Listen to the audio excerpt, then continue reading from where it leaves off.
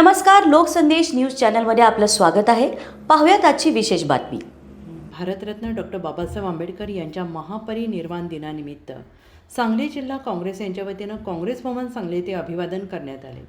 प्रारंभी डॉक्टर नामदेव कस्तुरे आणि राजेश नाईक यांच्या हस्ते डॉक्टर बाबासाहेब आंबेडकर यांच्या प्रतिमेस पुष्पहार अर्पण करण्यात आले.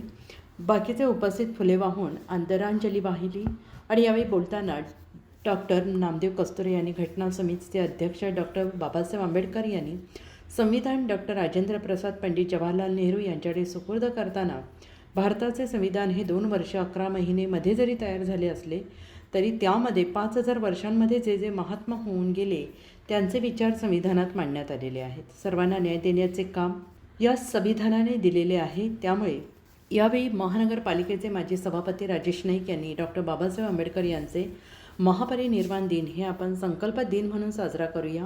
येणाऱ्या महानगरपालिका, जिल्हा परिषद, पंचायत समिती निवडणुकीमध्ये काँग्रेसचा विचार मांडण्यासाठी आपण सर्वांनी एकत्रित येऊन काम केले पाहिजे.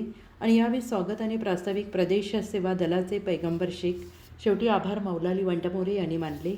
यावेळी सेवा दलाचे जिल्हाध्यक्ष अजित ढोले, हनुमान साबळे, गुलाबराव भोसले, अनिल मोहिते यांनी हे आपले मनोगते व्यक्त केली. यावेळी कार्याध्यक्ष काँग्रेसचे ज्येष्ठ विजयराव नवले, कार्याध्यक्ष अरुण पळसुले, अनुसूचित जाती शहर जिल्हाध्यक्ष राजेंद्र कांबळे, अर्जुन सुतार मानगावचे विक्रमसिंह पाटील, माजी जिल्हा परिषद सदस्य अरुण धोत्रे, सभापती प्राध्यापक नंदादेवी कोलप, सतीश कोलप, विठ्ठलराव काळे, सुनील भिसे, सचिन पाटील, सुरेश गायकवाड, युनुस जमादार, विश्वासराव माने, प्रमोद आवळे, मुफीद कोळेकर इत्यादी मान्यवर बहुसंख्येने उपस्थित होते.